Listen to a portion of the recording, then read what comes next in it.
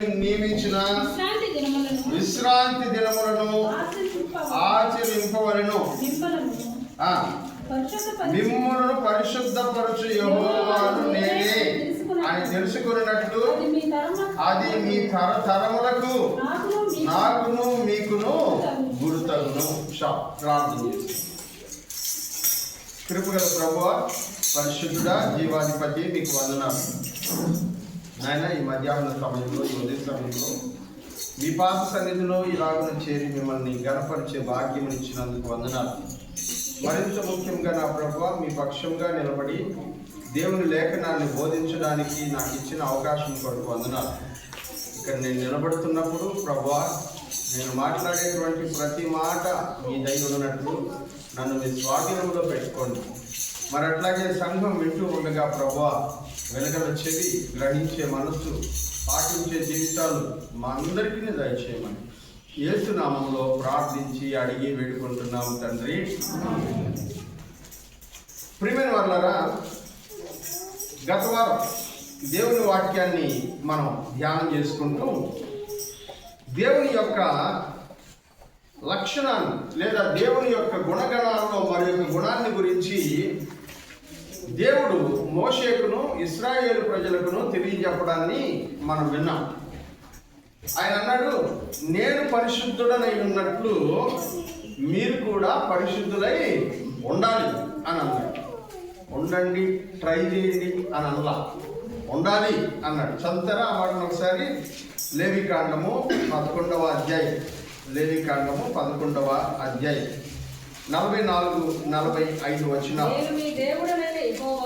నేను మీ దేవుడనైన యెహోవాను, నేను పరిశుద్ధుడను కనుక మీరును పరిశుద్ధులై ఉండునట్లు మిమ్మును మీరేం చేయాలంట? పరిశుద్ధపరచుకొనుడి. ఇది రిక్వెస్ట్ కాదు, ఇది ఆర్డర్. ఇది రిక్వెస్ట్ కాదు, ఆర్డర్. దేవుడు ఆజ్ఞాపిస్తూ ఉన్నాడు. దేవుడు ఆజ్ఞాపిస్తూ ఉన్నాడు.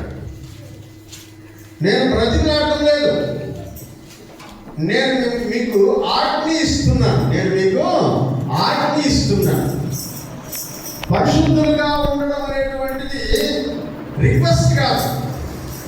పరిశుద్ధులుగా ఉండడం అనేటువంటిది దేవుడు చెప్తున్న ఒక ఆజ్ఞ, పాటించి తీరవలసినటువంటి ఒక ఆజ్ఞ. మళ్ళీ చదవండి ఆ వచ్చిన కంప్లీట్ గా 44-45 వచ్చిన చదువుతాం.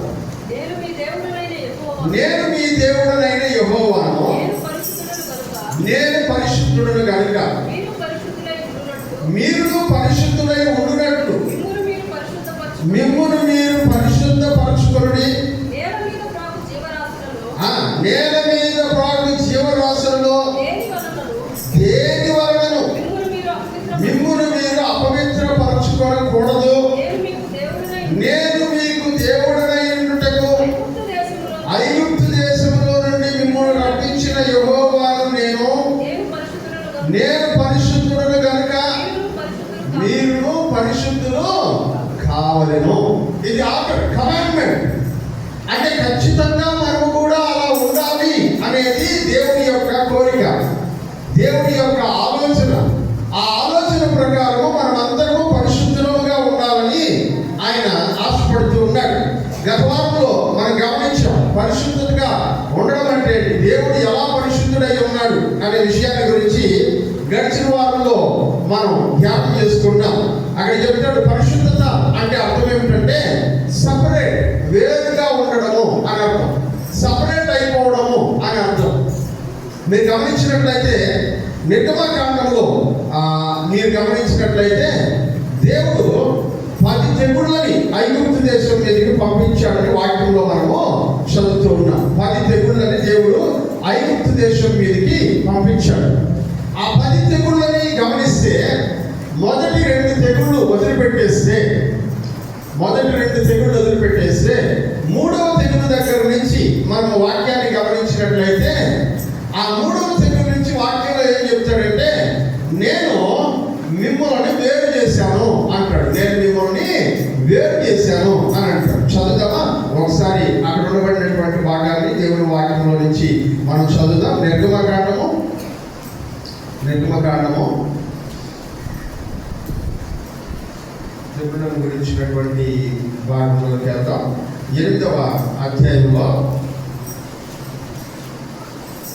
ముందుగా 7వ అధ్యాయంలో మొదటి తెగులు నీళ్లు రక్తం అవడాన్ని గురించి మాట్లాడతాడు. 8వ అధ్యాయంలో 2వ తెగులు దేని గురించి మాట్లాడతాడు? కప్పల గురించి మాట్లాడతాడు. ఇక 3వ తెగులు గురించి 16వ వచనంలో ఆయన మాట్లాడతాడు. చదువుదాం దాన్ని. అందుకు యెహోవా మోషేతో, నీవు కర్ర చాపి ఈ దేశపు ధూళిని కొట్టుము, అది ఐగుప్తు దేశమంతటను పేదగునని అహరోనుతో చెప్పుమనగా వాడు అట్లు చేసి అహరోను తన కర్రను పట్టుకొని చెయ్యి చాపి ఆ దేశపు ధూళిని కొట్టినప్పుడు పేరు మనుషుల మీదను జంతువుల మీదను ఉండేను. ఐగుప్తు దేశమంతటను ఆ దేశపు ధూళి అంతయు పేలాయి. శకునగాండ్రు కూడా పేదను పుట్టించవలనని తమ మంత్రముల చేత అట్లు చేసిరి, కానీ అది వారి వలన కాకపోయాను. ఇక్కడ కొంచెం జాగ్రత్తగా వినండి. మనం గమనించినట్లయితే మొదటి తెగులు నీళ్ళని రక్తంగా మార్చేటువంటి ప్రయత్నం. ఐగుప్తు దేశంలో ఉండబడినటువంటి మంత్రగాళ్ళు కూడా నీళ్ళని రక్తంగా మార్చారు. రెండవ తెగులు కప్పలను పుట్టించడం. చూస్తారా? ఐగుప్తు దేశపు మంత్రగాళ్ళు కూడా నీటిని రక్తంగా మార్చారు అని మనం చదువుతాం. 7వ అధ్యాయం 10-11 వచనాలు. కాబట్టి ఇది వచ్చేసి కర్రని పాముగా మార్చేటువంటి ప్రక్రియ. చదువు. కాబట్టి మోషే అహరోనులు ఇశ్రాయేలు ఫరో యొద్దకు వెళ్ళి యెహోవా తమకు ఆజ్ఞాపించినట్లు చేసి అహరోను ఫరో ఎదుటను అతని సేవకుల ఎదుటను తన కర్రను పడవేయగానే అది శాపమై. అప్పుడు ఫరో తన విద్వాంసులను మంత్రజ్ఞులను పిలిపించాడు. ఐగుప్తు శకునగాండ్రు కూడా మంత్రముల చేత అలాగే చేసి. చూసారా? మొదటి తెగుల్లో మనం చూస్తున్నాము ఐగుప్తు శకునగాండ్రు కూడా అట్లాగే చేశారు. కాబట్టి వేరేం లేదు, వాళ్ళు చేస్తున్నారు, వీళ్ళు చేస్తున్నారు. రెండోదిగా మనం గమనించినట్లయితే 17వ వచనం చదువుదాం. యెహోవా ఆజ్ఞ ఏదనగా, నేను యెహోవానని దీనిని బట్టి నీవు తెలుసుకొందువని యెహోవా చెప్తున్నాడు. ఇదిగో నా చేతిలో ఉన్న ఈ కర్రతో నేను ఏటి నీళ్ళని కొట్టెదను, అది రక్తముగా మార్చబడును. ఏటిలోని చేపలు చచ్చును, ఏరు కప్పు కొట్టును, ఏటి నీళ్లు త్రాగుటకు అసహ్యపడుదని చెప్పుము అని. ఇప్పుడు ఏం జరిగింది? 22వ వచనం. ఐగుప్తు శకునగాండ్రు కూడా తమ మంత్రముల వలన అట్లు చేయగా యెహోవా చెప్పినట్లు ఫరో హృదయము కఠినమాయెను. ఇప్పుడు 8వ అధ్యాయంలో కప్పల గురించి మాట్లాడుతూ ఉన్నాడు. 2వ వచనంలో, నీవు వారిని పోనీయనొల్లని ఎడల ఇదిగో నేను నీ పొలిమేరలన్నిటినీ కప్పల చేత బాధించదను. 5వ వచనంలోకి వెళ్ళండి. మరియు యెహోవా మోషేతో ఇట్లనెను, నీవు అహరోనును చూసి నీ కర్ర పట్టుకొని ఏటిపాయల మీదను కాలువల మీదను చెరువుల మీదను నీ చెయ్యి చాపి ఐగుప్తు దేశము వీరికి కప్పలను రాజేయమని అతనితో చెప్పుమనగా 7వ వచనం. శకునగాండ్రు కూడా తమ మంత్రముల వలన అలాగున చేసి ఐగుప్తు దేశం మీదికి కప్పలను. గమనించారా? ఈ 3 విషయాల్లో మోషే అహరోనులు ఏం చేశారో అదే ఐగుప్తు శకునగాండ్రు కూడా చేశారు. 3 విషయాల్లో మోషే అహరోనులు చేసిన అద్భుతాన్ని ఐగుప్తు శకునం చెప్పేటువంటి వాళ్ళు కూడా చేశారు. కానీ 4వ అద్భుతం దగ్గరికి వచ్చేటప్పటికే, లేదా 3వ తెగులు దగ్గరికి వచ్చేటప్పటికే దేవుడు ఒక గొప్ప అద్భుతాన్ని ప్రయత్నం చేస్తూ ఉన్నాడు. ఆయన అంటున్నాడు, మోషేతో అన్నాడు, నీ కర్ర పట్టుకొని ధూళిని, నేలలో ధూళిని కొడితే ధూళి లేచి మనుషుల మీద జంతువుల మీద ఏం తయారవుతాయంట? పేరు పుట్టుకొస్తాయి అని అన్నాడు. ఐగుప్తీయుల మీద అందరి మీద పేరే అందరి మీద ఏమున్నాయంట? పేరున్నాయి. ఇప్పుడు ఇదే పనిని మేము కూడా చేయగలం అని ఎవరన్నారంట? ఐగుప్తు శకునగాండ్రు కూడా అన్నారు. ట్రై చేసినప్పుడు ఏం జరిగింది? 18వ వచనం, శకునగాండ్రు కూడా పేరును పుట్టించవలనని తమ మంత్రముల చేత అతను చేసి, కానీ అది వారి వలన కాకపోయాను. ఇప్పుడు దేవుడు ఏం చెప్తున్నాడో చూద్దాం. పేరు మనుషుల మీదను జంతువుల మీదను ఉండగా శకునగాండ్రు ఇది దైవ శక్తి అని ఫరోతో చెప్పారు. ఏమన్నారు? ఇది దైవ శక్తి. అక్కడ ఏమని రాశారంటే దేవుని వేలు అని రాశారు. ఏమని రాశారు? దేవుని వేలు. కింద ఫుట్ నోట్స్ లో దైవ శక్తి అనే దగ్గర ఏమని రాసుంటారు? ఇది దేవుని వేలు అని చెప్పారంట. ఇప్పుడు 19వ వచనం, అయితే యెహోవా చెప్పినట్లు ఫరో హృదయం కఠినమాయెను, అతడి వారి మాట వెరగపోయాను. కాబట్టి ఇక మీదట దేవుడు ఏం చెప్తున్నాడంటే నీ జనాన్ని నా జనాన్ని నేను వేరు చేస్తాను. 22వ వచనం, నేను భూలోకములో నేనే ఉండువాడను అని నీవు తెలుసుకున్నట్లు ఆ దినమున నేను నా ప్రజలు నివసించుచున్న గోషెను దేశమును వినాయించదు. అక్కడ ఈగల గుంపులు ఉండవు. ఇక్కడ నుంచి దేవుడు ఏం చేస్తున్నాడంట? సపరేట్ చేస్తున్నాడు. మొదటి 3 తెగుళ్ళు, వాటిలో 2 తెగుళ్ళు ఐగుప్తు శకునగాండ్రు కూడా రప్పించగలిగారు. కానీ 3వ తెగులు దగ్గరికి వచ్చేటప్పటికే వాళ్ళు చేయలేకపోయారు. ఇప్పుడు దేవుడు చెప్తున్నాడు, ఇక మీదట ఇప్పటిదాకా 2 తెగుళ్ళు నా ప్రజలు అనుభవించారు, నీ ప్రజలు కూడా అనుభవించారు. ఐగుప్తు దేశంలో మీరు అనుభవించారు, గోషెను దేశంలో ఉండబడినటువంటి ఇశ్రాయేలు ప్రజలు కూడా అనుభవించారు. కానీ ఇక మీదట నేనేం చేస్తున్నాను? నా ప్రజలను మిమ్మల్ని నుంచి వేరు చేస్తూ ఉన్నాను, సపరేట్ చేస్తున్నాను. అంటే నేను వాళ్ళని పరిశుద్ధులుగా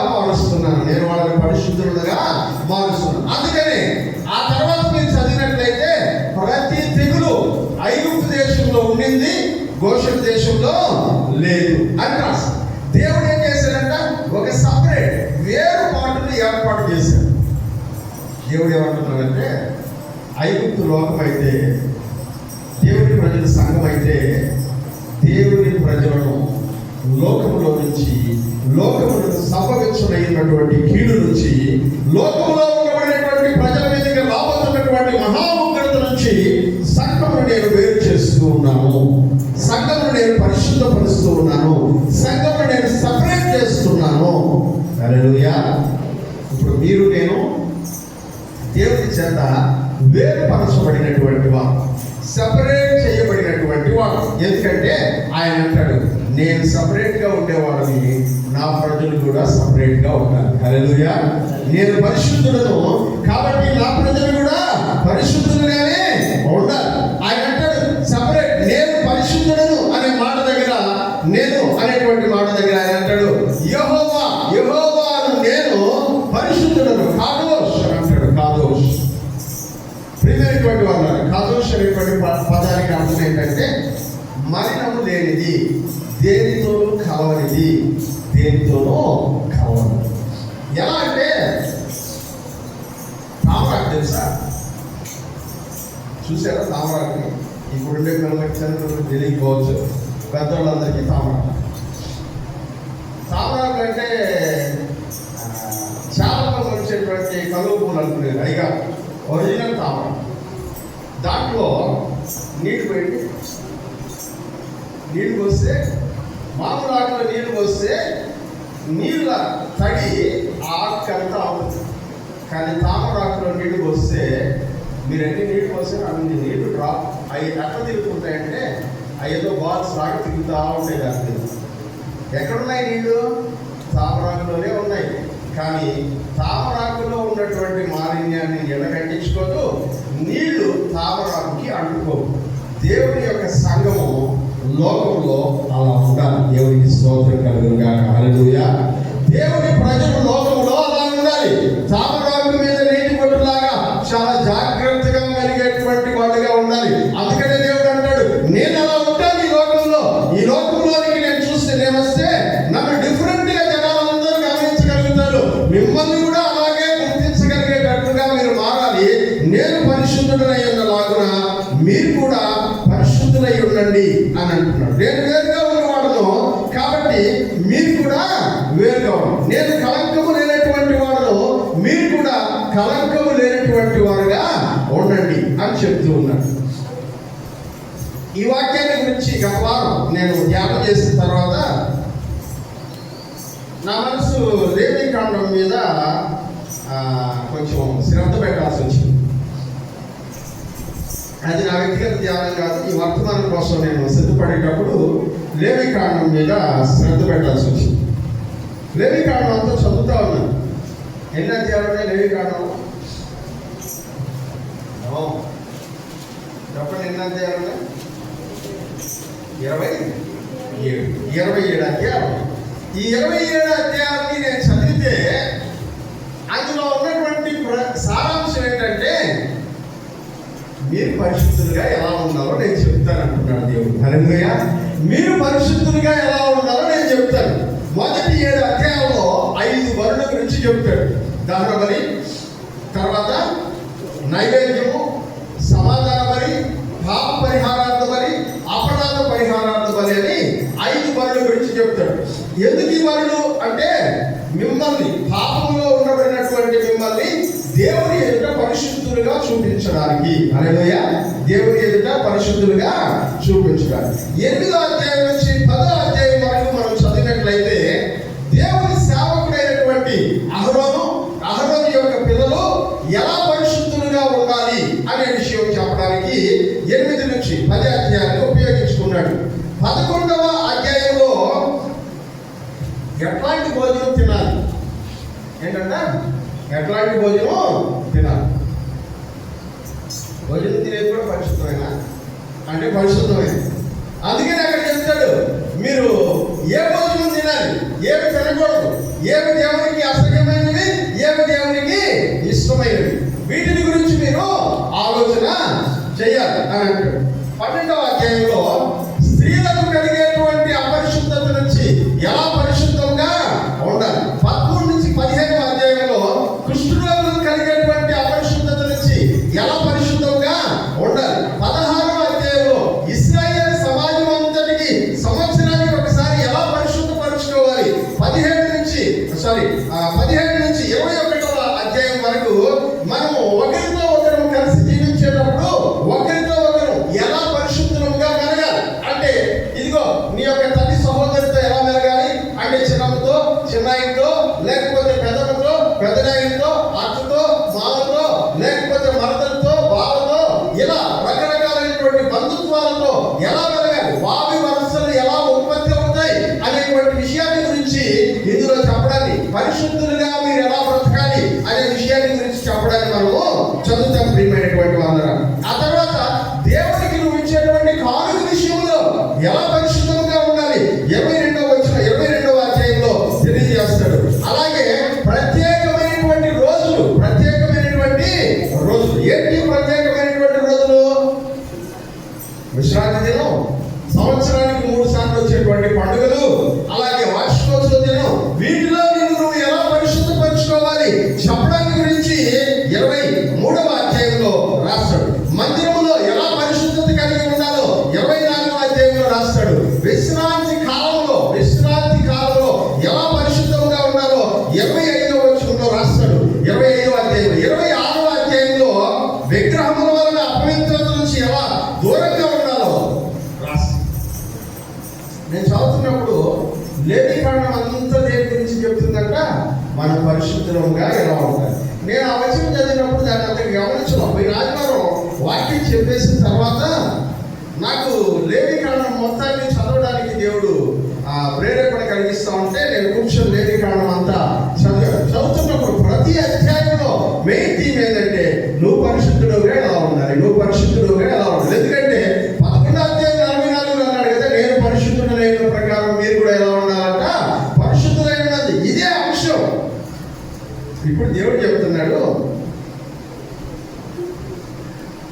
నేను పరిశుద్ధుడిని. రెండవది నా కార్యక్రమం ఇంకొక ముఖ్యమైన లక్షణం ఏంటంటే నేను మిమ్మల్ని పరిశుద్ధపరిచేటువంటి వాడును. హల్లెలూయా. నేను మిమ్మల్ని పరిశుద్ధపరిచేటువంటి వాడు. చదువుదాం. నిర్గమకాండం ఇందాక చదివినటువంటి వాక్య భాగం నిర్గమకాండం 31వ అధ్యాయం 11వ వచనం. 31వ అధ్యాయం 11వ వచనం. ఇశ్రాయేలీయులతో నిజముగా నేను నియమించిన విశ్రాంతి దినములను ఆచరింపవలెను. మిమ్మును పరిశుద్ధపరచు యెహోవాను నేనే అని తెలుసుకున్నట్లు మీ తరతరములకు నాకు మీకు మధ్య గుర్తు. హల్లెలూయా. ఇప్పుడు చెప్తున్నాడు, మిమ్మును పరిశుద్ధపరచు యెహోవాను నేనే. ఓ పాట, ఒక శాతం నాకు గుర్తొస్తుంది. బైబిల్స్ గారు రాసినటువంటి పాట. మన పౌలన్ గారు చాలా బాగా పాడేవాడు ఈ పాట. రాజాని భవనంలో అనేటువంటి పాట. దాంట్లో ఒక చరణం ఉంది, పరిశుద్ధపరచు. చెప్పండి, మీకు అంత బాగా పొందవస్తాను. పరిశుద్ధపరచు. పుస్తకం చూసానో చెప్పండి, పుస్తకం చూసానో చెప్పండి. పరిశుద్ధపరచు యెహోవాను నేనే అంత పాటలో.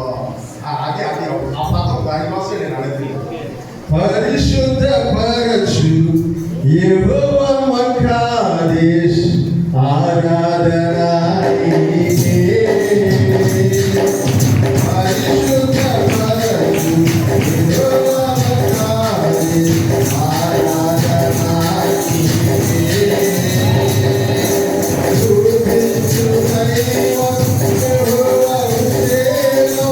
ఆరాధనా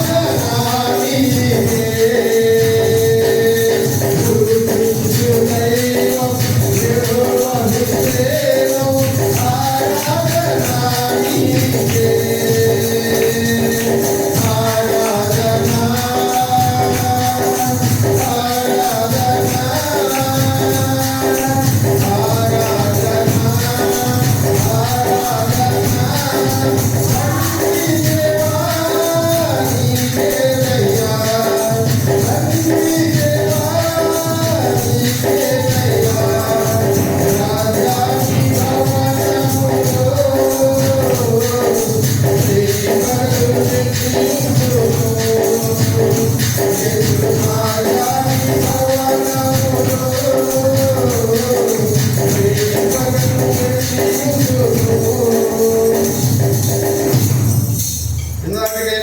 నేను పరిశుద్ధుడను అన్నప్పుడు వాడబడినటువంటి పదం ఏమని చెప్పాను?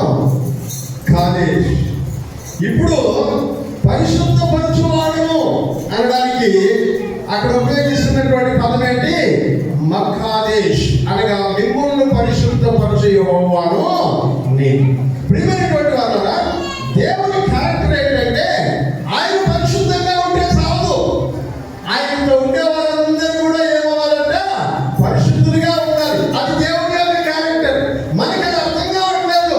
ఎందుకు దేవుడు మనల్ని ఇబ్బంది పడుతున్నాడు? మనుషులానుసారంగా మనం బ్రతికితే ఆయనకేంటంటే నష్టం? ఇదిగో ఇట్లే ఉండాలని రూలేంటి? ఇట్లుంటేనే ఆయన జీవిస్తాడా? దేవుడు అయితే ఎప్పుడైనా జీవించవచ్చు కదా.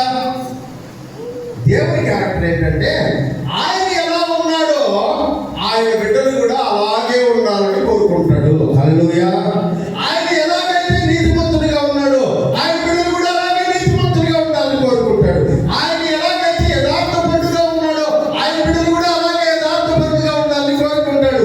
ఆయన ఎలాగైతే న్యాయం జరిగించేటువంటి వాడుగా ఉన్నాడో ఆయన బిడ్డలు కూడా న్యాయం జరిగించేటువంటి వాడుగా ఉండాలని కోరుకుంటాడు. ఆయన కనికర పూర్ణుడైతే నువ్వు నేను కూడా కనికర పూర్ణులుగా ఉండాలని దేవుడు కోరుకుంటాడు. ప్రియమైనటువంటి వాళ్ళ, అందుకనే వాక్యంలో చెప్తున్నాడు, నేను పరిశుద్ధుడను, నేను పరిశుద్ధుడనై ఉన్నట్లు మీరు కూడా పరిశుద్ధులుగా ఉండండి. ఇది ఒక ఆర్డర్. ఇప్పుడు ఆయన చెప్తున్నాడు, మిమ్మల్ని పరిశుద్ధపరిచే వాడను కూడా నేనే అంటున్నాడు. మిమ్మల్ని పరిశుద్ధపరిచేటువంటి వాడను కూడా నేనే. దేవుడు మనల్ని ఏం చేస్తున్నాడంట? పరిశుద్ధపరుస్తూ. దేవుడు పరిశుద్ధపరచడానికి ఉపయోగించుకునేటువంటి కొన్ని సాధనలు ఇవి చెప్పి నేను క్లోజ్ చేస్తా. దేవుని చిత్తమైతే కొంచెం డీటెయిల్స్లోకి వచ్చే వారంలో వెళ్ళడానికి ప్రయత్నించాను. ఎందుకంటే చాలా ముఖ్యమైనటువంటి అంశం ఇది. దేవుడు ఈ అంశం మీద కొంచెం ఎక్కువ సమయం ధ్యానం చేయడానికి దేవుడు ఆసక్తి చూపుతూ ఉన్నాడు కనుక నేను ఆ విషయంలో కొంచెం టైం తీసుకోవాలనుకుంటూ ఉన్నాను. పిల్లరా, మనిషిని పరిశుద్ధపరిచేది ఏమిటి? మనిషి జీవితాన్ని పరిశుద్ధపరచగలిగేటువంటి శక్తి వేటికి ఉన్నది. వీటిని గురించి కొన్ని విషయాలు నేను మీకు చెప్పి ఇవాళ వర్తమానాన్ని క్లుప్తంగా ముగించుకునేటువంటి ప్రయత్నించాలి. మొదటగా మనిషిని పరిశుద్ధపరిచేది యేసుక్రీస్తు యొక్క రక్తం. హల్లెలూయా. యేసుక్రీస్తు యొక్క రక్తము ప్రతి పాపము నుండి మనల్ని కడిగి పవిత్రులుగా చేయము అనేటువంటి మాట మనం చూస్తా ఉన్నాం. మొదటి పేతురు పత్రిక 1వ అధ్యాయం 18-19 వచనాలు మనం చూద్దాం. మొదటి పేతురు పత్రిక 1వ అధ్యాయం 18.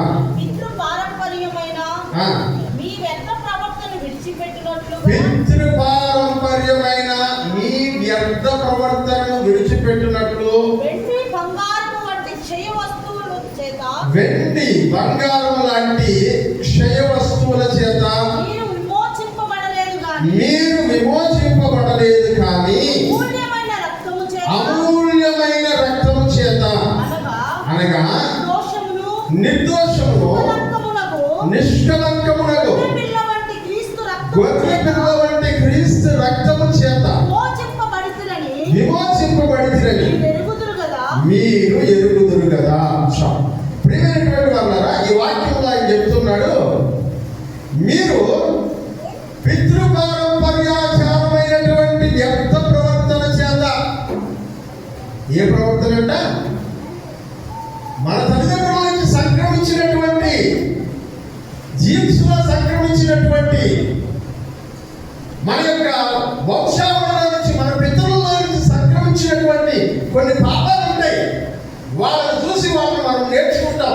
మన యొక్క జీవితంలో ఈ మిళితమైనవి ఉంటాయి. వాటిని మానమైనటువంటి వారంగా మనము మిగిలిపోతాం. ఇదిగో ఆ పితృపారంపర్యాచారమైనటువంటి వ్యర్థ ప్రవర్తన, ఆ జీన్స్ ద్వారా మీ శరీరంలోకి వచ్చేసినటువంటి పాపం. అందుకనే కదా వాక్యం అంటాడు, మొదట ఆదాము ద్వారా పాపము లోకంలోనికి ప్రవేశించిన, ఆ తర్వాత మనుషులందరూ పాపం చేసిరి. ఆదాము ద్వారా పాపం ద్వారా మరణము లోకంలోనికి ప్రవేశించాయి. ఆ తర్వాత మనుషులందరూ పాపం చేసినందున మరణం అందరికీ సంప్రాప్తమైన. జీన్స్ లో పాపం ఉంటుంది. దీన్నే ఆది పాపం అంటారు. దేవునికి స్తోత్రం కలుగును గాక. హల్లెలూయా, హల్లెలూయా. జాగ్రత్త గారు మనకి వాక్యం చెప్పేటప్పుడు ఈ పాపాల గురించి చెప్పాడు. ఆది పాపము, తర్వాత కర్మ పాపము,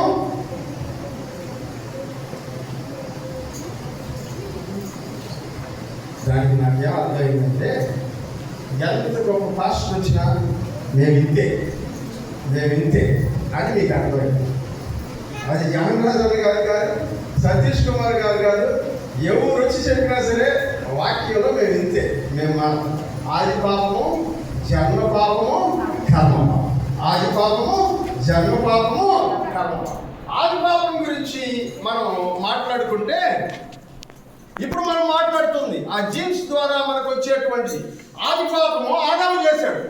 ఇప్పుడు ఆదాము ద్వారా అది ఏమైందంట, జన్మ పాపముగా మారి మనందరిలోనికి ప్రవేశించింది. మనందరిలోనికి ఇప్పుడు ఆదాము యొక్క కుమారుడికి, ఆదాము కుమారుడి నుంచి తర్వాత అలా మనందరిలోనికి సంక్రమించినటువంటి పాపం. ఇప్పుడు వాక్యం అంటున్నాడు, మీ పితరుల ద్వారా మీకు సంక్రమించినటువంటి వ్యర్థ ప్రవర్తన, పనికిరానటువంటి ప్రవర్తన, దేవునికి ఇష్టం కానటువంటి హేయమైనటువంటి ప్రవర్తన. చదవండి. విడిచిపెట్టినట్టుగా వెండి బంగారము వంటి క్షయ వస్తువుల చేత మీరు విమోచించబడడానికి. ఎట్లాంటిదంట?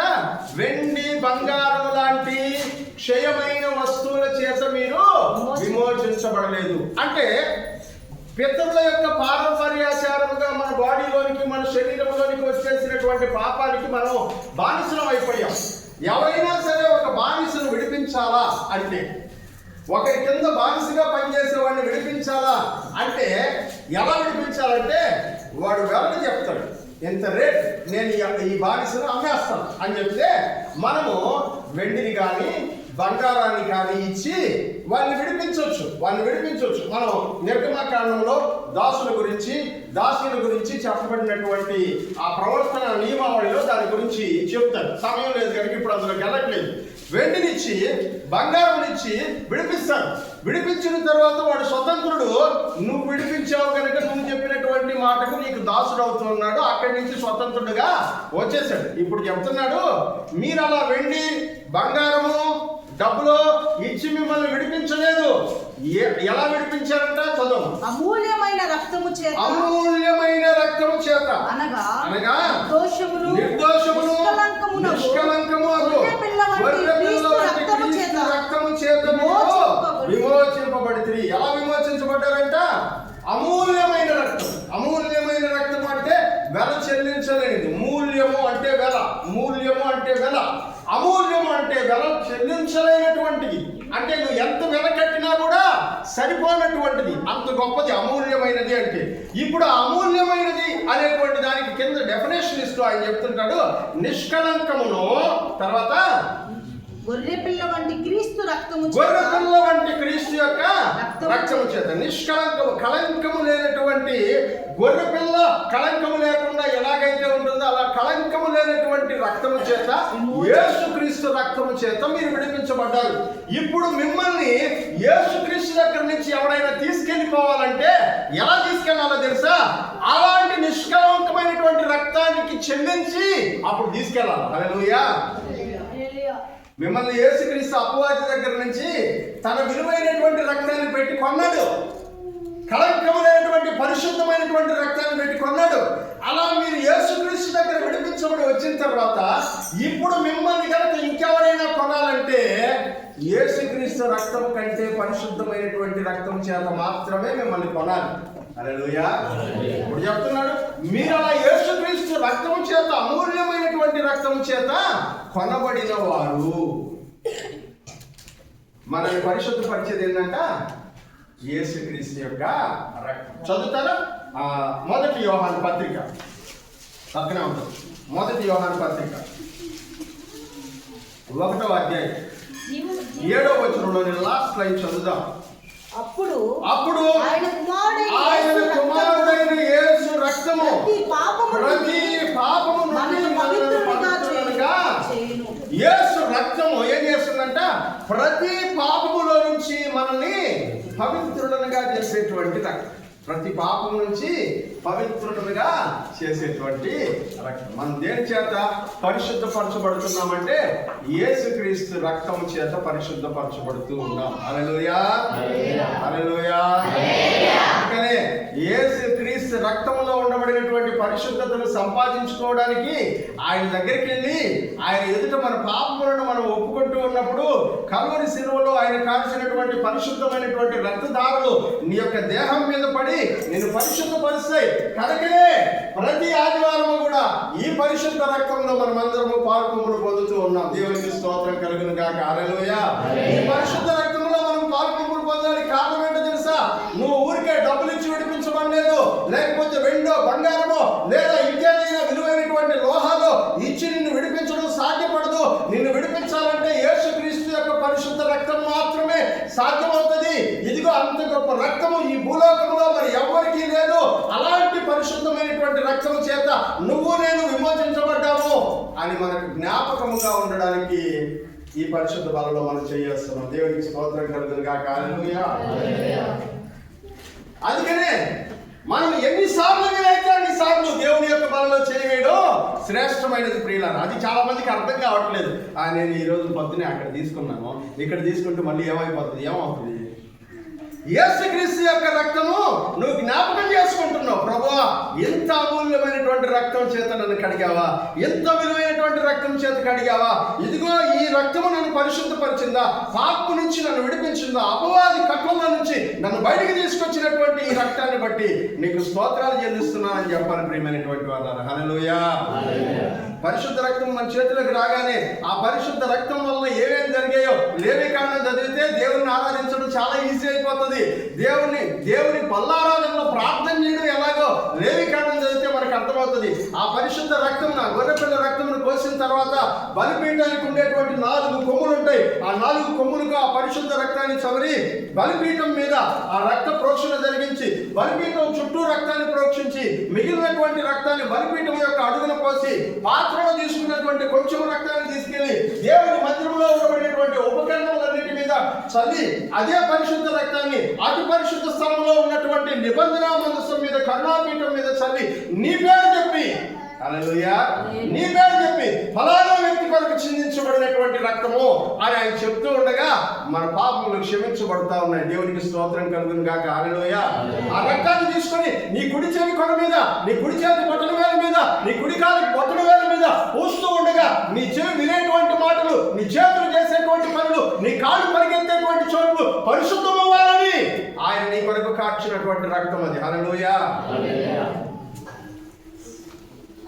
యేసుక్రీస్తు యొక్క పరిశుద్ధ రక్తం మనల్ని పవిత్రులుగా చేస్తుంది. వెలపెట్టి కొనబడినటువంటి వారు ఇంకెవరు ఆ వెలను మన కోసము చెల్లించలేదు. ప్రియమైనటువంటి వారు మీరు లేవి కారణం పెద్దగా చదివినప్పుడు పూర్వం కదా. ఎందుకు బోరు పడుతుందంటే అదేదో కొయ్యాలంట, రక్తం అంట, ఆ కొయ్యాలంట, ఎడ కొయ్యాలంట.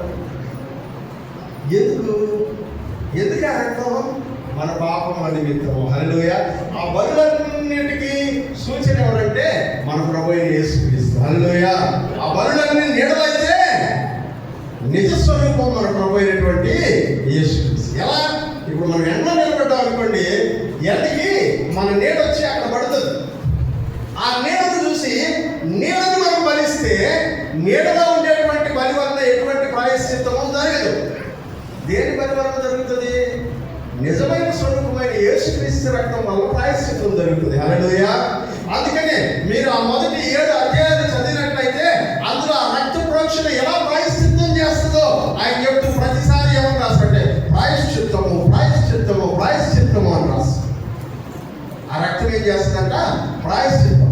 అందుకని హెబ్రీ పత్రికలో అంటాడు, మీరు ఎడ్ల యొక్కయు, కోడెల యొక్కయు, గొర్రెల యొక్కయు రక్తము చేత మీరు విమోచించబడలేదు కానీ పవిత్రుడును నిష్కల్మషుడైనటువంటి యేసుక్రీస్తు రక్తం చేత మీరు విమోచించబడరు. ఎందుకంటే అది ఓన్లీ నీడ, ఇది ఒరిజినల్. యేసుక్రీస్తు ఒరిజినల్. అందుకని బాప్తిస్మం ఇచ్చే యోహాను అన్నాడు, అదిగో దేవుని గొర్రె. హల్లెలూయా. ఇంకోసారి అన్నాడు, ఇదిగో పాపములు మోసుకొని పోవు దేవుని గొర్రె. ఆయనే గొర్రె.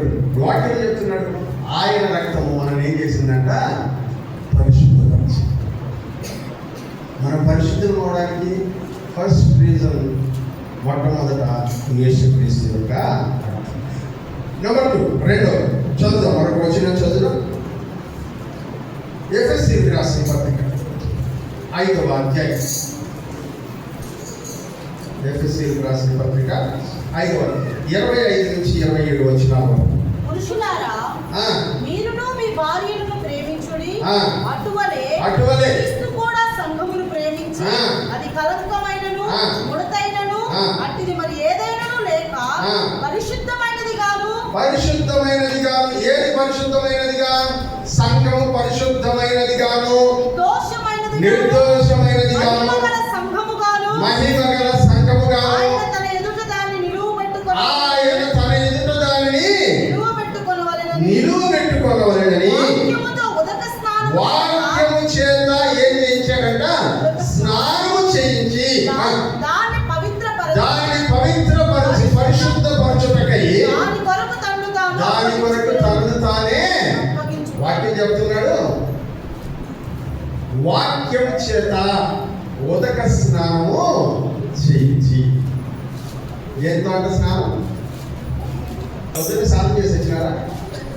వచ్చిన వాళ్ళందరూ ఒకసారి దేవునికి స్తోత్రం చెప్పండి.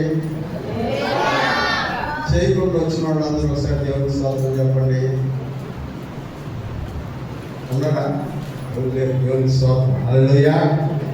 ఇప్పుడు చెప్తున్నాడు, వాక్యం చేత ఏం చేస్తున్నాడంట? చెప్పండి.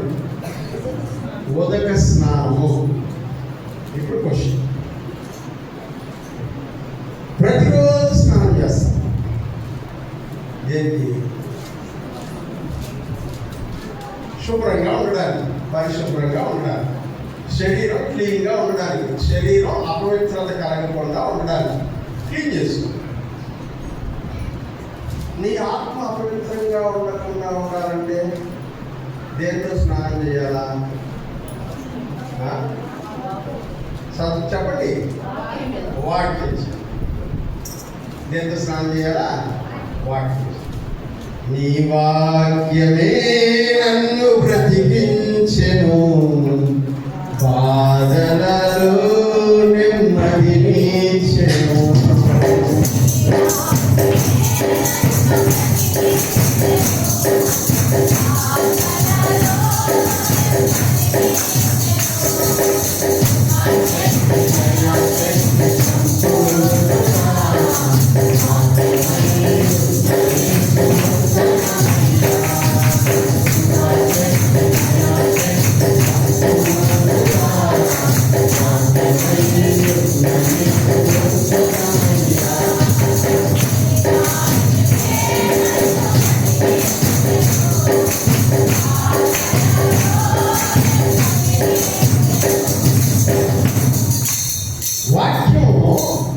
మనకి ఎలా ఉందంటే స్నానం చేయడానికి ఉపయోగించేటువంటి నీటిలాగా ఉంది. స్నానం చేయడానికి ఉపయోగించే నీటిలాగా ఉంది.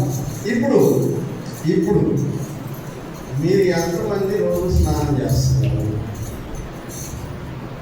సోప్ వేసుకొని నీళ్ళతో కాదు, వాక్యంలో ఎంతమంది స్నానం చేస్తున్నారు?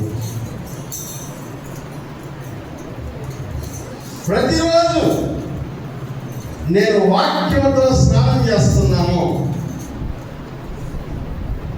స్నానం చేయకుండా ఉండేవాడు ఏమొస్తుంది? ఆత్మ స్నానం లేని వాళ్ళ దగ్గర కూడా ఆత్మీయమైనటువంటి దుర్వాసన వస్తుంది.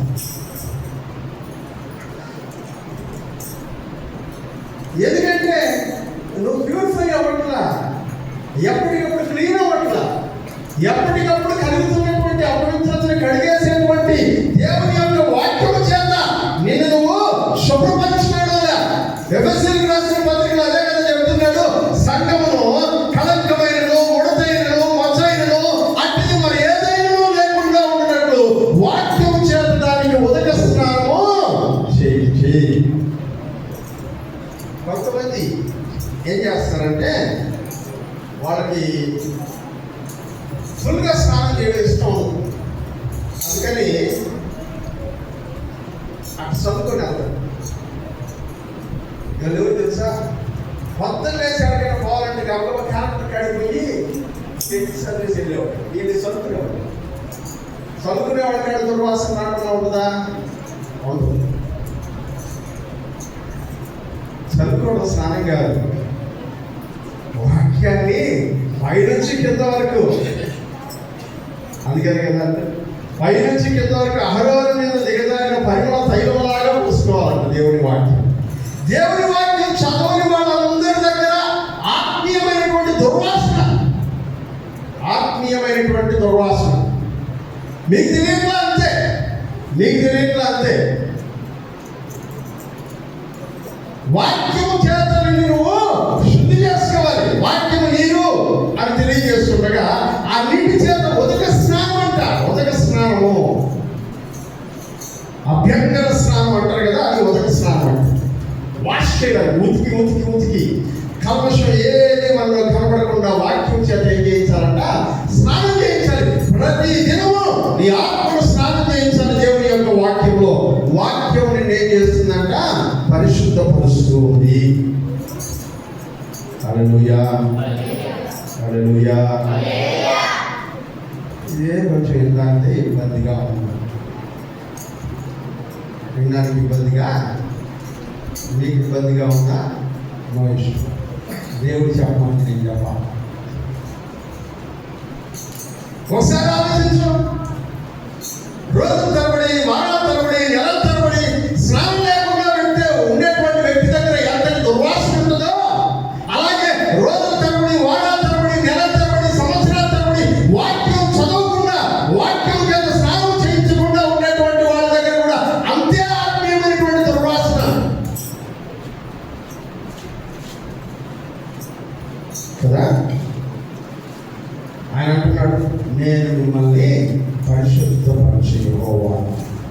యేసు రక్తములో మనల్ని పరిశుద్ధపరుస్తూ ఉన్నాడు, దేవుని వాక్యం చేత మనల్ని పరిశుద్ధపరుస్తూ ఉన్నాడు.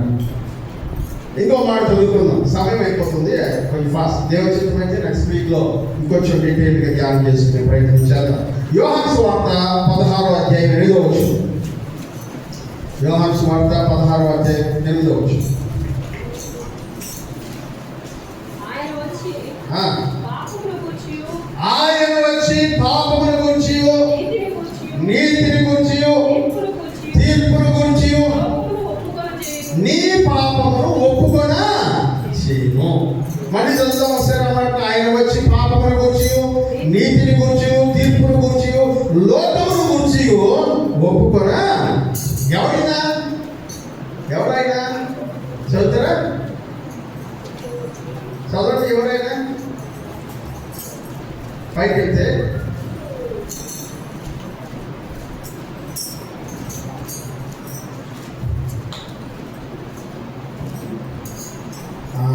ఏడవచ్చు. అయితే నేను మీతో సత్యము చెప్పుచున్నాను, నేను వెళ్ళిపోవటం వలన మీకు ప్రయోజనకరము. నేను వెళ్ళకపోతే ఆదరణకర్త మీ యొద్దకు రాడు. నేను వెళ్ళిన యెడల ఆయనను మీ యొద్దకు పంపుదును. ఆయన వచ్చి ఏం చేస్తాడంట? పాపమును గురించి, నీతిని గురించి, తీర్పును గురించి, లోకమును గురించి నిన్ను ఒప్పుకునేటట్టు చేస్తాడు. పరిశుద్ధ ఆత్మదేవుడు మనల్ని పరిశుద్ధపరిచేటువంటి వాడై ఉన్నాడు. హల్లెలూయా. అందుకనే వాక్యంలో అన్నాడు, మిమ్మల్ని పరిశుద్ధపరచు యెహోవాను నేను. మిమ్మల్ని పరిశుద్ధపరచు యెహోవాను నేను. యెహోవా మకాదేశ్ అని అంటుంది. నేను పరిశుద్ధపరచు యెహోవాను నేనే అంట. పరిశుద్ధాత్మదేవుడు. ఎందుకంటే పరిశుద్ధాత్మదేవుడు ఉండేది మనల్ని పరిశుద్ధపరచడం, మనల్ని పరిశుద్ధాత్మదేవుడు ఉండేది నీకు జీవాన్ని కలిగించడానికి కాదు. పరిశుద్ధాత్మదేవుడు ఉండేది నీ పాపమును గురించియు, నీతిని గురించియు, న్యాయముని గురించియు, లోకమును గురించియు, తీర్పును గురించియు ఒప్పుకునేటట్టు చేయడానికి. నీ పాపాన్ని ఒప్పుకునేటట్టు చేసేటువంటి వాడు పరిశుద్ధాత్మదేవుడు. నీతి గురించి మాట్లాడేటువంటి వాడు పరిశుద్ధాత్మదేవుడు. నీలో ఉండబడినటువంటి ఆ యొక్క కల్మషముల గురించి మాట్లాడేటువంటి వాడు పరిశుద్ధాత్మదేవుడు. రాబోతున్నటువంటి న్యాయ తీర్పుల గురించి నిన్ను ఒప్పింపజేసేటువంటి వాడు పరిశుద్ధాత్మదేవుడు. పరిశుద్ధాత్మదేవుడు ఎందుకున్నాడంటే నిన్ను పరిశుద్ధపరచడానికి.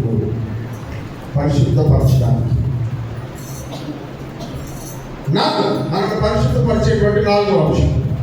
వీటన్నింటి గురించి డీటెయిల్స్లో మనం నెక్స్ట్ వీక్ వెళ్తాం. ఒక్కొక్క దాని గురించి ధ్యానం చేసుకుంటాం. అందుకని నేను కొంచెం ఫాస్ట్గా వెళ్తున్నా. మొదటి పేతురు పత్రిక 5వ అధ్యాయం. మొదటి పేతురు పత్రిక 1వ అధ్యాయం 5 నుంచి 7 వచనాలు. కడవరి కాలమందు బయలుపరచబడుటకు సిద్ధముగా ఉన్న రక్షణ మీకు కలుగునట్లు, కడవరి కాలమందు బయలుపరచబడుటకు సిద్ధముగా ఉన్న రక్షణ మీకు కలుగునట్లు విశ్వాసము ద్వారా దేవుని శక్తిని కాపాడబడు మీ కొరకు ఆ స్వాస్థ్యము పరలోకమందు భద్రపరచబడి ఉన్నది. ఇందువలన మీరు మిక్కిలి ఆనందించుచున్నారు కానీ జాగ్రత్తగా వినండి. అవసరమును బట్టి నానా విధములైన శోధనల చేత ప్రస్తుతము కొంచెము కాలము మీకు దుఃఖము కలుగుచున్నది. నశించిపోవు సువర్ణము అగ్ని పరీక్ష వలన శుద్ధపరచబడుచున్నది కదా. దానికంటే అమూల్యమైన మీ విశ్వాసము ఈ శోధనల చేత పరీక్షకు నిలిచినదై యేసుక్రీస్తు ప్రత్యక్షమగునప్పుడు మీకు మెప్పుయు మహిమయు ఘనతయు కలుగుటకు కారణమగును. హల్లెలూయా. మనల్ని పరిశుద్ధపరిచేటువంటి 4వ అంశం ఏంటంటే చదివినారు కదా. ఏంటి 4వ అంశం? శోధన, శ్రమ. ఏం చేస్తున్నట్టు మనల్ని పరిశుద్ధపరుస్తుంది. మళ్ళా ఒకసారి కొంచెం 7వ వచనం నుంచి చూద్దాం. నశించిపోవు సువర్ణము అగ్ని పరీక్ష వలన శుద్ధపరచబడుతున్నది కదా. దానికంటే అమూల్యమైన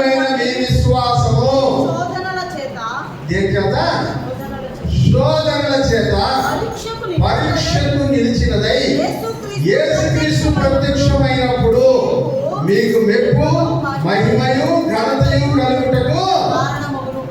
శోధనలు ఎందుకంట చెప్పండి. శోధనలు ఎందుకంట మనల్ని పరిశుద్ధపరచడానికి, హల్లెలూయా, ప్యూరిఫై చేయడానికి.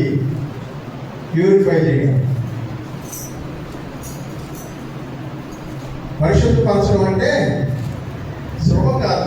పోయినసారి నేను చెప్పాను, మంగా ఏం చేస్తామంట,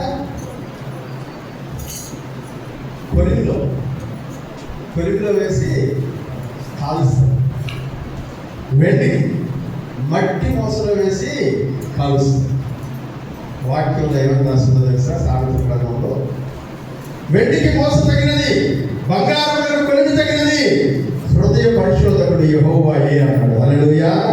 వెండిని పరిశోధించడానికి మోసలో వేసి కాలుస్తాడు, బంగారాన్ని పరీక్షించడానికి అగ్నిలో లేకపోతే కొలిమిలో పుట్టం వేసి కాలుస్తాడు.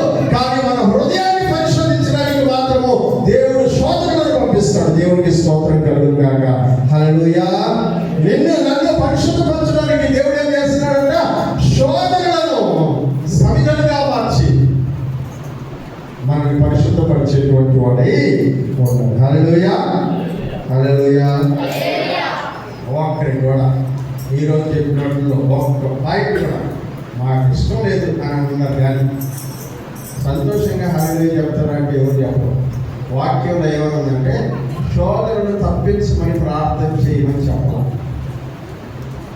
ఏమని చెప్పారు?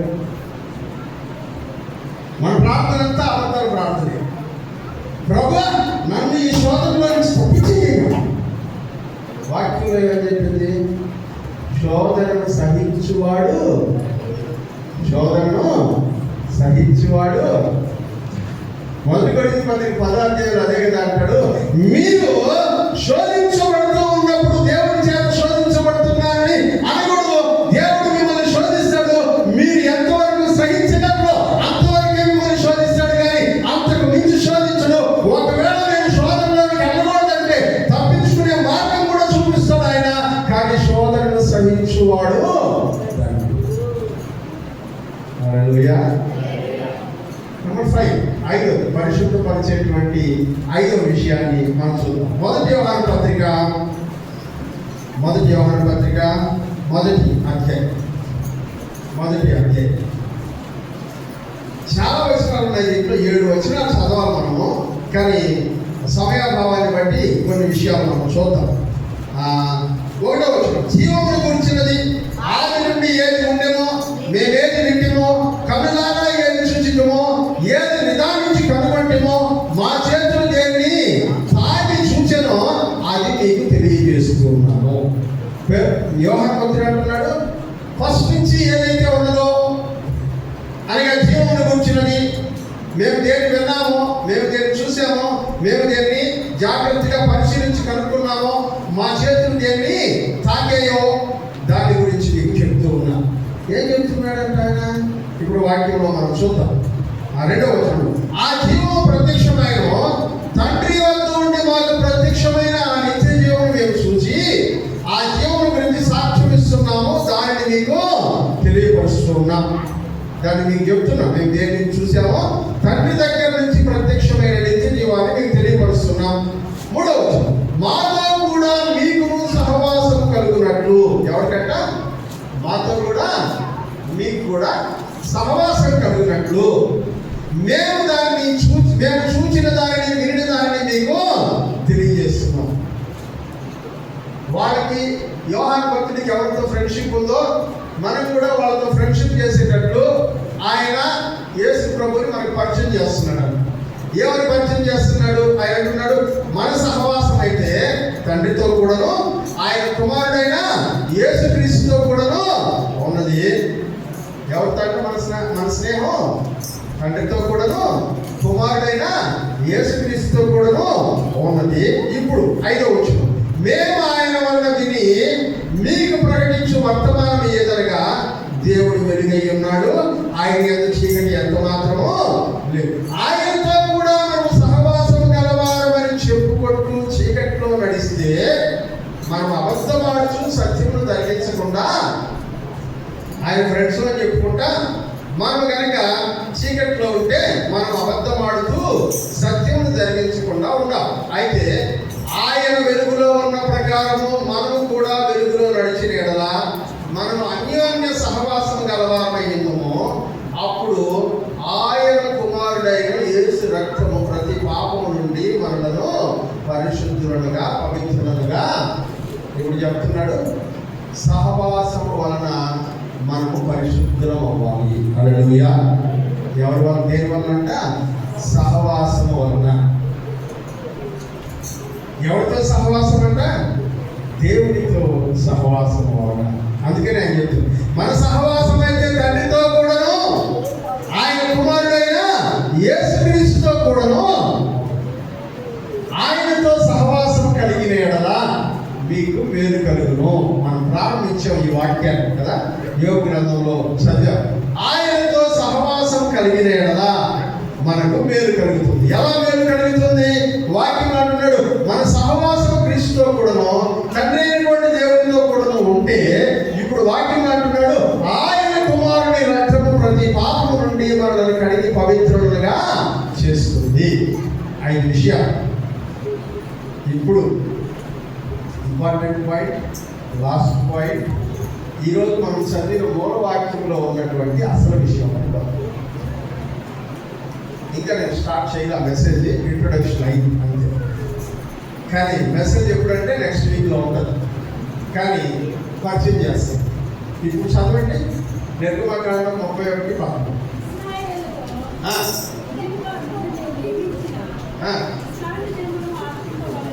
ఇశ్రాయేలీయులు నేను నియమించిన విశ్రాంతి దినములను చదువు. విశ్రాంతి దినములు నేను ఆపారు కదా, తర్వాత చదువు. విశ్రాంతి దినములను ఆచరింపవలెను. మిమ్మల్ని పరిశుద్ధపరచుటకు మిమ్మల్ని పరిశుద్ధపరచు యెహోవాను నేనే. ఎక్కడికి వచ్చి ఆగాడు ఆ వాక్యం? ఏ సందర్భంలో చెప్తున్నాడు ఆ వాక్యము? విశ్రాంతి దినముల గురించి చెప్పేటప్పుడు విశ్రాంతి దినమున మనం ఏమవుతున్నామంట? పరిశుద్ధపరచబడుతూ ఉన్నాం. దేవుడు మనల్ని పరిశుద్ధపరుస్తూ ఉన్నాడు. హల్లెలూయా. విశ్రాంతి దినాన్ని మనం పరిశుద్ధపరచబడుతున్నాం. మీరు గమనించండి, ఆ 13 నుంచి 12 నుంచి అనుకుంటా భాగం ఎండింగ్ దాకా, ఆ అధ్యాయం చివరి దాకా విశ్రాంతి దినాన్ని గురించే మాట్లాడతాడు. విశ్రాంతి దినం నిన్ను పరిశుద్ధపరిచేటువంటి దినం. నిన్ను పరిశుద్ధపరచడానికి యెహోవా వస్తాడు విశ్రాంతి దినాన. దేంతో? ఇప్పుడు మనం చదివే కదా 5 విషయాలతో ఆయన ఏం చేస్తాడంట? పరిశుద్ధపరుస్తాడు. పరిశుద్ధపరచు యెహోవా మక్కాదేశ్. నేను మిమ్మల్ని పరిశుద్ధపరచు యెహోవాను. యెహోవా మక్కాదేశ్, పరిశుద్ధపరిచేటువంటి. మనల్ని పరిశుద్ధపరచడానికి యేసుక్రీస్తు దేవుని యొక్క సంఘములో విశ్రాంతి దినమున మన మధ్యలో ఉన్న దేవునికి స్తోత్రం కలుగుగాక. హల్లెలూయా. అందుకని ప్రసంగి గ్రంథంలో అంటాడు, నీవు దేవుని మందిరమునకు పోయినప్పుడు నీ ప్రవర్తన జాగ్రత్తగా, ఎందుకంటే అక్కడ నేను పరిశుద్ధపరచడానికి ఒక ఆయన వచ్చున్నాడు. హల్లెలూయా. యేసుక్రీస్తు రక్తం ద్వారా, దేవుని యొక్క వాక్యం ద్వారా, ఇదిగో శోధన ద్వారా, శ్రమల ద్వారా ఆయన నిన్ను పరిశీలిస్తాడు. పరిశుద్ధాత్మ దేవుడే నేరుగా నీ హృదయంలోకి వచ్చి నీ హృదయ ఆలోచనలు తలంపులన్నిటిని శోధించి నిన్ను పరిశుద్ధపరుస్తాడు. ప్రియమైనటువంటి వారు, విశ్రాంతి దినం ఎందుకంట? పరిశుద్ధపరచబడడానికి.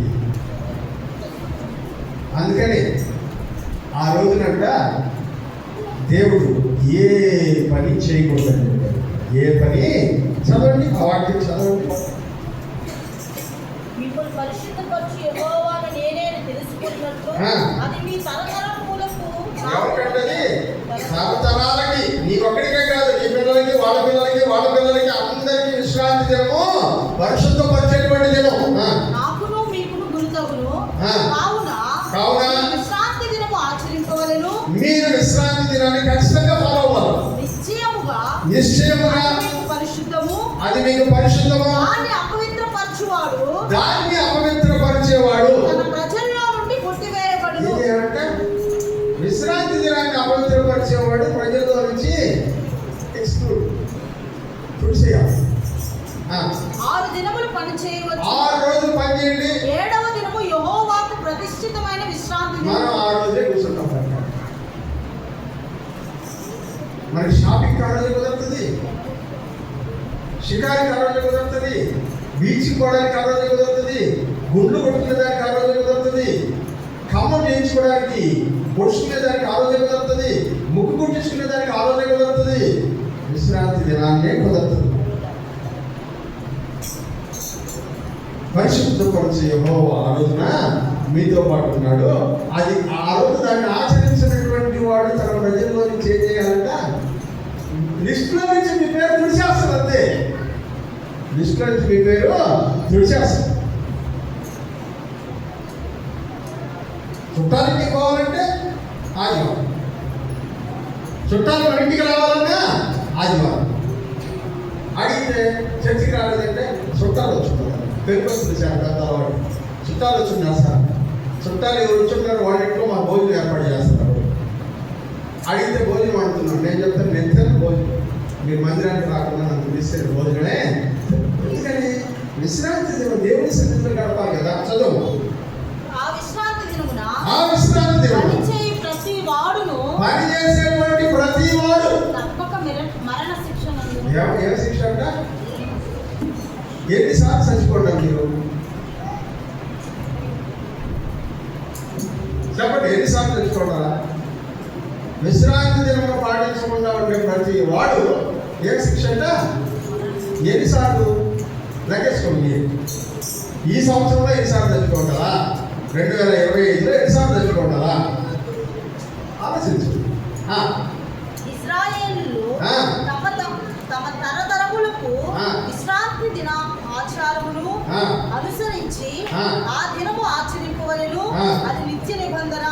నాకును ఇశ్రాయేలీయులకును అది ఎల్లప్పుడూ గుర్తయుండును. నాకు ఇశ్రాయేలీయులకు అది ఎప్పటికీ ఒక సూచన, గుర్తు. ఏలయనగా 6 దినములు యెహోవా భూమి ఆకాశమును సృష్టించి, ఆ రోజు యెహోవా భూమి ఆకాశమును సృష్టించి 7వ దినమున పని మానేసి విశ్రమించునని చెప్పుము. విశ్రాంతి తీసుకున్నాడు. కాబట్టి మీరు కూడా ఏం చేయాలంట?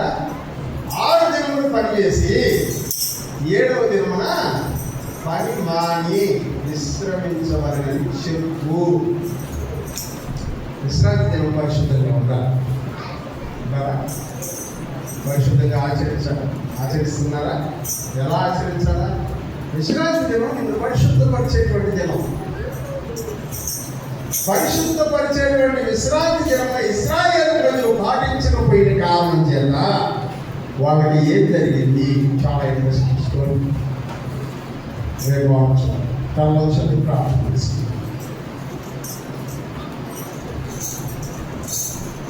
ప్రియమైనటువంటి వారు, నిన్ను పరిశుద్ధపరచు యెహోవాను, యెహోవా మకాదేశ్. పరిశుద్ధపరచు యెహోవా మకాదేశ్. ఆరాధనా నీకే. రూపించు దైవం యెహోవా హుస్సేను. ఆరాధనా నీకే. ఆయన పరిశుద్ధపరిచేటువంటిది. ఎలా పరిశుద్ధపరుస్తాడు? యేసు రక్తం పరిశుద్ధపరుస్తుంది. దేవుని వాక్యం పరిశుద్ధపరుస్తుంది. పరిశుద్ధ ఆత్మ దేవుడు పరిశుద్ధపరుస్తాడు. శోధనలు, శ్రమలు మనల్ని పరిశుద్ధపరుస్తాయి. అలాగే ఆయన సన్నిధిలో పరిశుద్ధ దినం మనం పరిశుద్ధపరుస్తుంది. ఆయనతో సహవాసం మనల్ని పరిశుద్ధపరుస్తుంది. నేను పరిశుద్ధపరచడానికి ఇన్ని విషయాన్ని దేవుడు ఏర్పాటు చేస్తే ఆదివారం రోజున యేసు రక్తాన్ని ఏర్పాటు చేశాడు, దేవుడు వాక్యాన్ని ఏర్పాటు చేశాడు, పరిశుద్ధాత్మ దేవుడు మన మధ్యలో ఉన్నాడు. అలాగే శోధనలు, శ్రమలు ఉన్నాడు, వెళుతున్నప్పుడు బయటికి తీయడానికి ఆయన నీతో పాటు ఉన్నాడు. ఆయనతో ఉన్న సహవాసం ద్వారా నేను పరిశుద్ధపరుస్తూ ఉంటే ఇన్ని విషయాన్ని పరిశుద్ధ దినాన్ని దేవుడు ఏర్పాటు చేస్తుంది. ఆ పరిశుద్ధ దినాన్ని వదిలేసి నువ్వు ఎక్కడెక్కడ తిరుగుతున్నావు? అపవిత్రమైనటువంటి జీవితం పరిశుద్ధపరచుకోవడానికి దేవుడు ఏర్పాటు చేసిన అద్భుతమైనటువంటి గడియ ఈ పరిశుద్ధ దినం. పరిశుద్ధపరచబడుతూ ఉన్నావా? ఎన్ని రోజులైతే వాక్యం చేత నేను పరిశుద్ధపరచుకోలేదు. ఆత్మీయ దుర్వాసన నీ దగ్గర వస్తుంది కదా. ఓ దేవుడు భరించలేకపోతున్నాడు ఆ ఆత్మీయ దుర్వాసన. యేసు రక్తం చేత కడగబడినటువంటి నువ్వు దేవుని వాక్యం చేత ఉదక స్నానం చేయించబడవలసి ఉండగా లైట్ తీసుకుంటూ వాక్యం చదవకుండా, వాక్యం నీ జీవన ఆధారమని గ్రహించకుండా, నిన్ను పరిశుద్ధపరిచేదని గ్రహించకుండా లైట్ తీసుకుంటున్నటువంటి నువ్వు ఎంత ఆత్మీయ దుర్వాసనతో కొట్టుపెట్టాడుతున్నావు నీకు అర్థమవుతుందా? పరిశుద్ధ ఆత్మదేవుడు నీలో నివాసం ఉండేటువంటి వాడు క్షణం నువ్వు చేస్తున్నటువంటి ప్రతి తప్పిదాన్ని గద్దిస్తూ ఉండగా ఆయన గద్దింపులను నిర్లక్ష్యం పెట్టి మరలా చేసిన పాపమే ఆయన గద్దిస్తూ ఉండు కనుక అధికముగా పాపం చేస్తూ నీ పరిశుద్ధాత్మ దేవుడిని, నీలో ఉన్న పరిశుద్ధాత్మ దేవుడిని దుఃఖపరుస్తూ ఉన్నావు కదా. ప్రతి కాలానికి విసుగుచ్చి పరిశుద్ధాత్మ దేవుడితో మాట్లాడడం మానేశాడని నీకు అర్థం కావడం లేదా? ఆ పరిశుద్ధాత్మ దేవుడు నీలో నుంచి దూరంగా వెళ్ళిపోవడానికి ప్రిపేర్ అయిపోయాడని నీకు అర్థం కావడం లేదా? శోధనలతో, శ్రమలతో, ఇదిగో నేను మాటలతో చెప్తే వాడికి అర్థం కావడం లేదు. ఎలాగైనా ఒక దెబ్బ కొట్టైనా నా బిడ్డను రక్షించుకోవాలని శ్రమలు, శోధనలు ఆయుధాలుగా చేసి ఆయన నేను పరీక్షిస్తూ ఉండగా నాకు శోధనలు వద్దు, నాకు శ్రమలొద్దు, ఇదిగో ఈ దేవుడిని వదిలిపెట్టి వెళ్ళిపోతాను. కావాలంటే ఈ శోధనను పుట్టించే దేవుడు నాకు ఉంటే ఏమి, లేకపోతే ఏమి, శోధనను పుట్టించేటువంటి ఈ దేవుడు నా జీవితంలో ఎందుకు? ఇదిగో అలా బయట చాలా మంది దేవతలు ఉన్నారు, వాళ్ళు శోధన ఇవ్వడం లేదు, ఆశీర్వదిస్తున్నారు, డబ్బులు ఇస్తున్నారు, బంగారం ఇస్తున్నారు, ఆస్తులు ఇస్తున్నారు, ఈ లోకంలో ఘనతలు ఇస్తున్నారు. నేను వాళ్ళ దగ్గరికి వెళ్ళిపోతే బాగుండు అని మనసులో ఆలోచన చేస్తూ ఉంటే ఆయన నీతో స్నేహం చేయాలి. నీ దగ్గరికి వచ్చి కూర్చుంటే నువ్వు ఆయన సహవాసాన్ని వదిలిపెట్టి లోక సహవాసంలోకి వెళ్ళిపోతూ ఉంటే ఈ పరిశుద్ధ దినాన్ని వదిలిపెట్టి వెళ్ళిపోతుంది. యెహోవా మకాదేశ్ నేను పరిశుద్ధపరచుకోవాలి ఆయన అంటున్నాను. రాగాలంటే నేను నిన్ను పరిశుద్ధపరుస్తాను.